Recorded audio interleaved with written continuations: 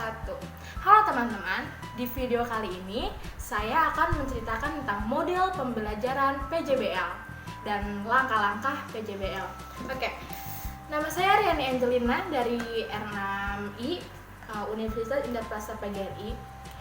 Oke, model pembelajaran PJBL atau Project Based Learning dikembangkan berdasarkan tingkat perkembangan berpikir siswa yang berpusat pada aktivitas siswa sehingga memungkinkan mereka untuk beraktivitas sesuai dengan keterampilan, kenyamanan, dan minat belajarnya. Model pembelajaran ini memberikan kesempatan pada siswa untuk menceritakan proyek yang akan dikerjakan baik dalam hal merumuskan pertanyaan yang akan dijawab, memilih topik yang akan diteliti, maupun menentukan kegiatan penelitian yang akan dilakukan. Peran guru sebagai fasilitator, artinya menyediakan bahan, mendorong siswa berdiskusi, memecahkan masalah, dan menumbuhkan rasa semangat siswa untuk belajar. Ada 6 langkah teman-teman dalam proyek pembelajaran PJBL atau Project Based Learning ini. Yang pertama adalah penentuan pertanyaan mendasar, yang kedua menyusun perencanaan proyek, yang ketiga menyusun jadwal, yang keempat memantau siswa dan kemajuan proyek, yang kelima penilaian hasil, yang terakhir adalah evaluasi pengalaman. Untuk lebih jelasnya, mari tonton video saya yang selanjutnya. Assalamualaikum warahmatullahi wabarakatuh. Good afternoon class. Waalaikumsalam warahmatullahi wabarakatuh. Good afternoon, ma'am. How are you today? Good or bad? I'm good. Before we starting to study, let's pray together. Selesai. I will tell you guys. Wardania, Hadir, Bu. Dinda. Hadir, ma'am. In this meeting, I will repeat a bit material about narrative text. What is the narrative text? Narrative text is type of text to tell story, connected chronological event. And what the purpose narrative text? Who knows? What, Wadania? I know. Tujuan untuk menghibur pembaca tentang suatu kisah atau cerita. Good. And narrative text has 4 structures. The first is I know, ma'am. The first orientasi, the second one complication, the third one resolution, and the last reorientation. good job. Have you read narrative text? Pelajaran hari ini kalian harus mempraktekkan tentang narrative text melalui storytelling. Ada yang tahu storytelling apa? Oke, misalkan jelaskan.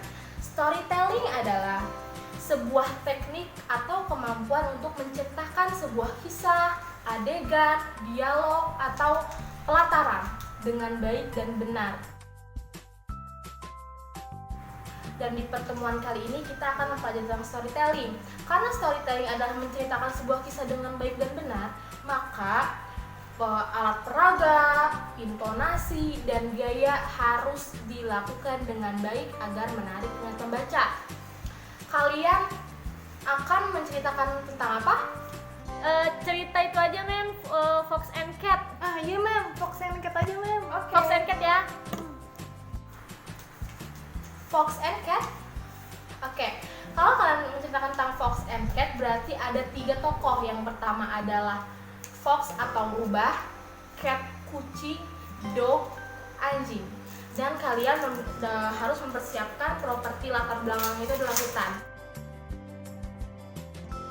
Sekarang misalnya, siapa yang akan menjadi rubah dan anjing? Tunjuk tangan. Wardania. Good.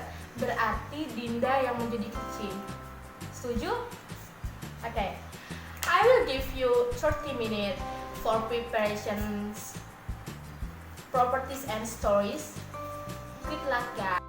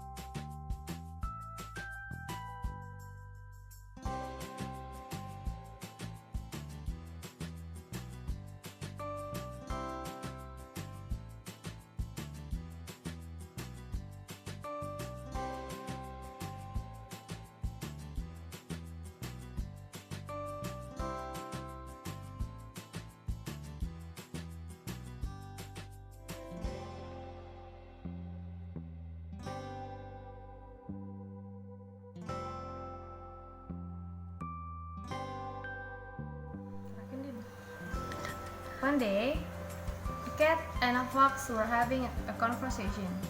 The fox, who has a conscious creator, boasts how clever she was. Why, I know at least 100 tricks to get away from our mutual enemies, the dog, she said. I know only one trick to get away from dogs, sighed the cat. You should teach me some of yours. Well, maybe someday, when I have the time, I may teach you a few of the simpler ones, replied the fox airily.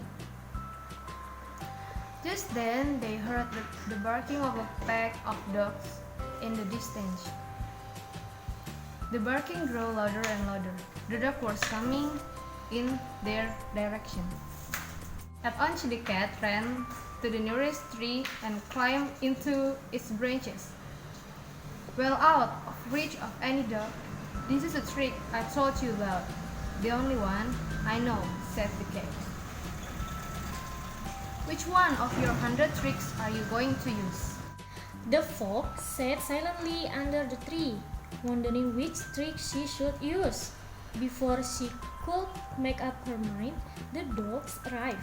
They fell upon the fox and tore her to pieces.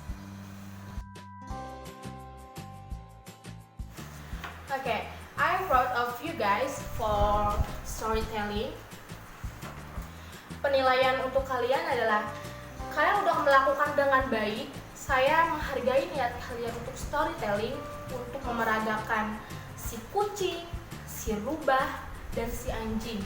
Dan kalian mempersiapkan dengan baik dengan menggunakan sumpit buat alat peraganya dan menggunakan latar yang